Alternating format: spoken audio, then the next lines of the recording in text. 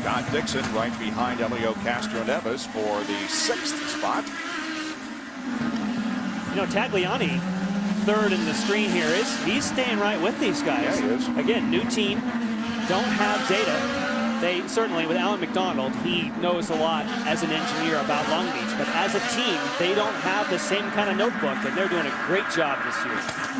Hey guys, keep in mind, Alex Tagliani had a close encounter and crashed into the tire barrier on the first practice session on Friday.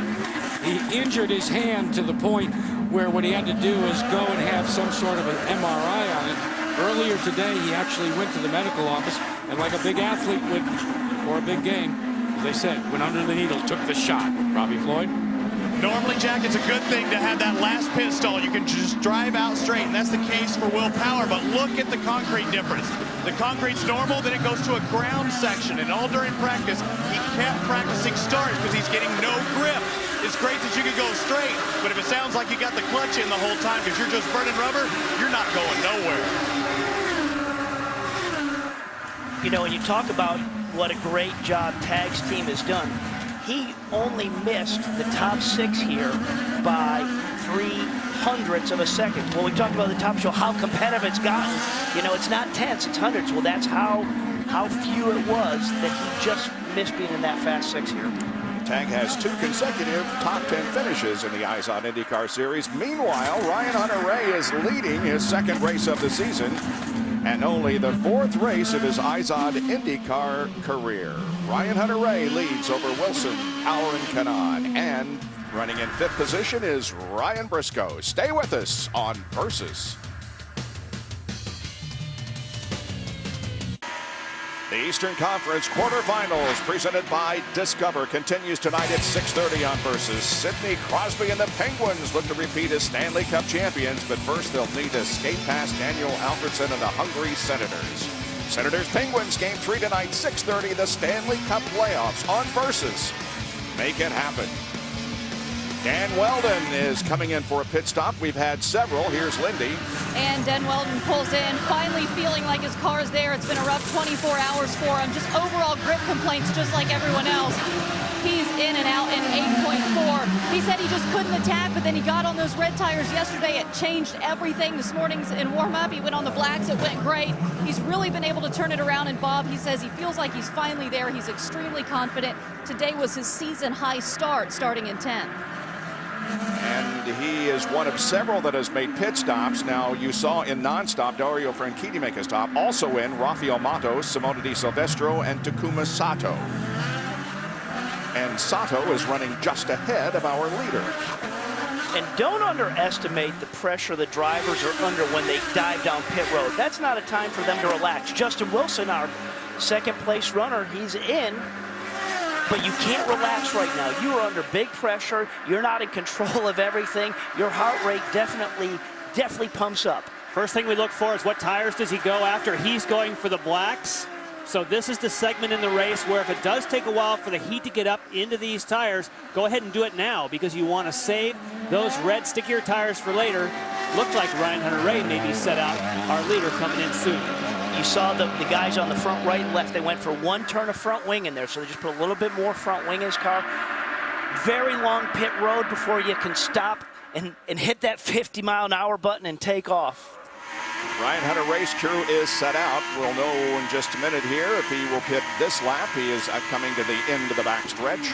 It is almost always, Bob, a benefit if just that 1 lap going longer, not just because of strategy, but right now while Justin Wilson is out there fighting on cold tires, he's flying on non-cold tires. So therefore, if you can get out ahead and play the track position game, that 1 lap should pay dividends for Ryan Hunter-Reay. Yeah, well, but Ryan Hunter-Reay will have to go out on the cold tires as well. But he'll be ahead.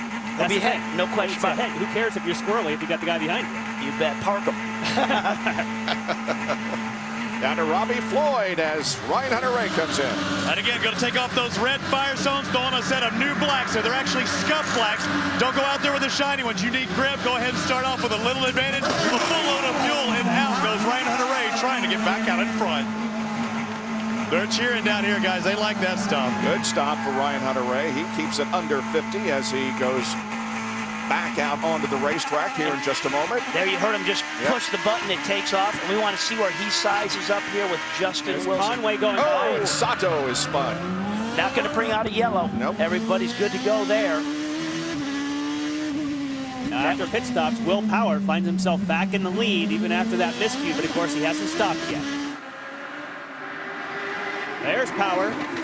Running behind Matos. And what they've told Will Power to do is, knowing that he's got to make up a little time, they just told him, forget about fuel mileage, run as hard as you can right now. And he's not liking the sounds of that when he's being slowed up by Matos, if that's what his orders are. Just a moment ago, this pass by Scott Dixon. Castro Neves gets a little bit of lockup, misses the apex, and can't get on the power as soon. And look at that difference. A small mistake. Scott Dixon capitalizes right on by. Sato, same thing. Now, this is actually going into turn 6 right before the convention center, and he's going to go around right there. And the reason he went around, a little bit of contact. That was an assist.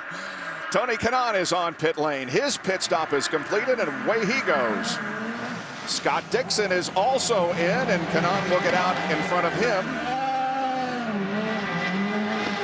Incredibly narrow pit lane. We've seen a lot of big incidents over the years when guys are waved out of the pit lane immediately right up into the fast lane, and they come together. Did you see Scott Dixon on the pit road, yanking the car left and right? That was, again, trying to get heat into those tires. Leading that group of cars down is the 14 of Vitor Mira. Behind him, Hideki Muto, EJ Viso, and Simona Di Silvestro in the yellow and black car. So we're looking at 14th, 15th, 16th, and 17th as Mike Conway comes back onto the course from the pit stop. And now his challenge is going to stay in front of that group on the black tires. He's just gone out on cold tires, and we know how slippery they are. Will Powers on pit lane. There's another Penske car as well behind him. Looks like Briscoe. Both pitting on the same lap. Robbie Floyd. Last year's second place finisher. He won here in Champ Car in 08. Evidently that problem may have been a pit limiter. They had to reevaluate the situation. Let's watch how he launches. He is hauling, and you saw that big push. It sounded like he had his clutch in the whole time, but I promise you, he had it letting out smoothly. He was just getting no traction. Meanwhile, there goes Ryan Hunter-Reay and Wilson. All right, and oh, look at the close competition here. And that was Conway. You remember we said there he came out on cold tires, and we had Vitor Mira leading this pack, and it just takes about 3 or 4 laps to get the Firestone black tires up to proper operating temperature and grip, and that's the time for the rest of the guys to pounce on that. And I think that's a great thing, though, Robbie. I mean, you could put tire warmers on, and then you can leave the pits and have all the grip you want, but it makes it so much more of a job for the driver to do if you got to go out there on cold tires. A lot of times they say that separates the men from the boys right there. Ooh, look at this. Kanaan just all over the back of Briscoe. Oh, hardball as they go into 8. Think that.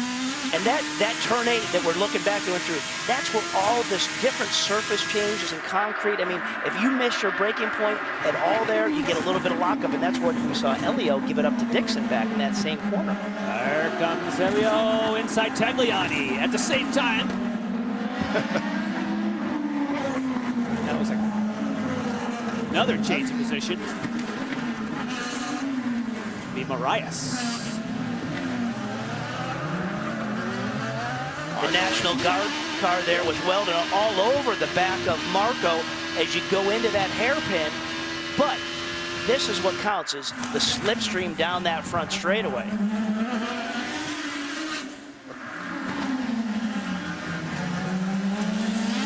Does Dixon look angsty, a little antsy there, the way he's just charging in on the corner?